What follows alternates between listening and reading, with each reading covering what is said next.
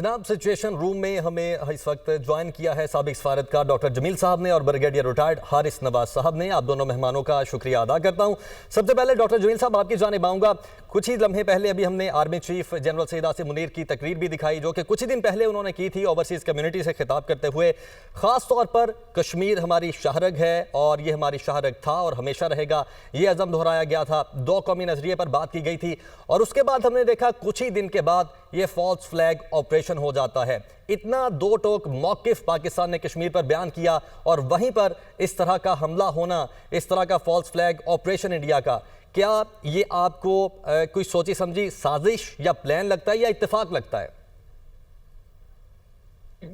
اس میں سوچی سمجھی سازش ہو یا نہ ہو, لیکن یہ ایک سیکوینس ہے, یہ ایک طریقہ کار ہے جو کہ انڈیا ہمیشہ اپناتا رہا ہے. کوئی پہلی مرتبہ تو فالس فلیگ آپریشن انڈیا نے نہیں کیا ہے, کئی مرتبہ کیا ہے اور اس کی بہترین مثال ایویڈنس کے ساتھ موجود ہے جو کہ چھتیس پورہ کی ہے, جس کا کہ کلنٹن نے بھی ذکر کیا ہے میڈلین کی بک میں, اور اس میں بالکل بتایا ہے کہ اگر میں نہ جاتا انڈیا تو یہ اتنی جانیں ضائع نہ ہوتی جو کہ فالس فلیگ آپریشن کے تحت اس وقت کیا گیا تھا. تو یہ وہ ہے. اور دوسرا رہا کہ سپاہ سالار نے جو تقریر کی وہ قائد اعظم کا بھی وہی موقف رہا ہے, ٹو نیشن تھیوری کا موقف رہا ہے, کشمیر ہماری شہ رگ ہے, یہ شروع سے ہمارا موقف ہے اور درست ہے. تو اس لحاظ سے اس موقف کا اعادہ کرنا ہم سب کا فرض ہے اور سپاہ سالار نے بھی وہی کیا ہے. تو اس لحاظ سے ہمارا یہ ایک قومی جو ہمارا ایک شروع سے رہا ہے وہ وہی بات ہر مرتبہ انڈیا میں جب بھی کوئی واقعہ ہوتا ہے, جب بھی ایک مارجنلائزیشن مسلمانوں کے خلاف ہوتی ہے, جب بھی قانون سازی ہوتی ہے, چاہے وہ سٹیزن ایکٹ ہو, چاہے وہ نیشنل رجسٹر ہو, چاہے وہ ظلم و تعدی جبر و ستم ہو وہاں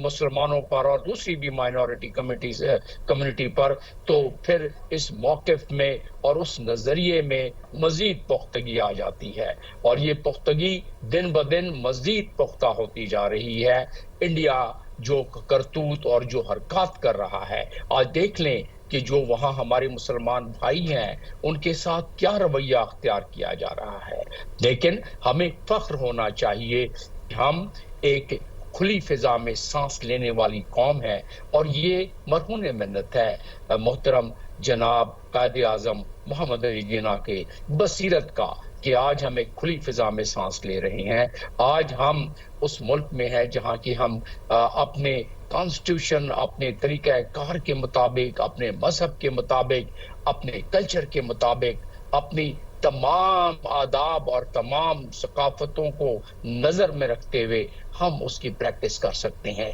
وہ ہمارے دوسرے جو مسلمان بھائی اس وقت انڈیا میں ہیں ان پر دن بدن گھیرا تنگ کیا جا رہا ہے, ان کی حالات ناگفتہ بہ کی جا رہی ہے. تو یہ تو رہا کہ ایک ثبوت جو کہ دن بدن مزید پختہ ہوتا جا رہا ہے دو قومی نظریے کا. اب بات اگر کریں آپ کہ یہ جو حرکت کی ہے انڈیا نے اننت ناگ میں, جو کہ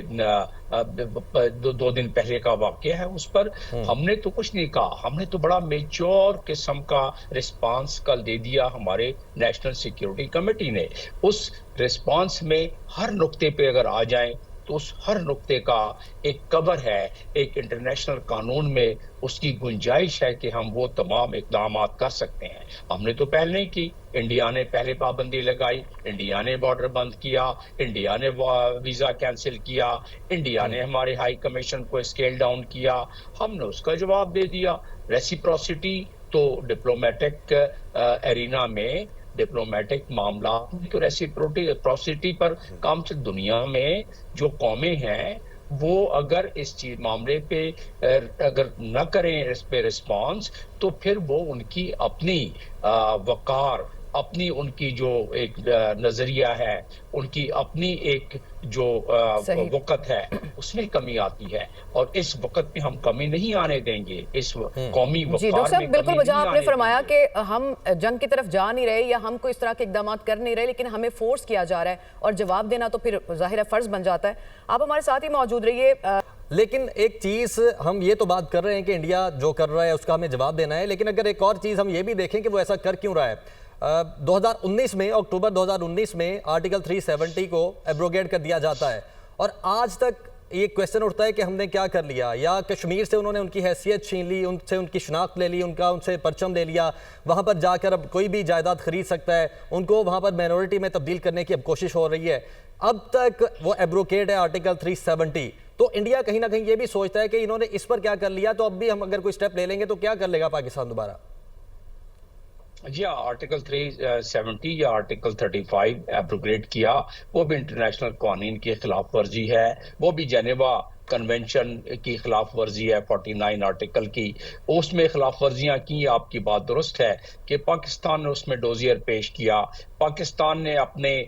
مختلف پلیٹ فارم پہ اس پہ آواز اٹھائی، لیکن چلیں یہ بات بھی درست ہے کہ ہم اس سے زیادہ ایگریسو ہو کے اس پر کر سکتے تھے، لیکن ابھی کافی برس گزر گئے ہیں اور اس کا اب محسوس کرتا ہے انڈیا کہ ہم نے یہ سٹیپ لے لیا تو آگے جو ہمارے عزائم ہیں ایکسپینشنزم کے کشمیر کے حوالے سے، کہ ٹھیک ہے وہ تو ہمیشہ ان کا ہر لیڈر کہہ رہا ہے کہ ہمارے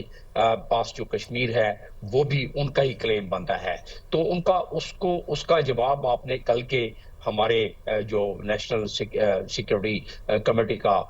جو رسپانس تھا پہلگام کے حوالے سے، اس میں اس کا عکس بھی ان کو نظر آ جائے گا۔ لیکن بات دراصل یہ ہے کہ انڈیا اس وقت کیونکہ آنکھ کا تارا بنا ہوا ہے،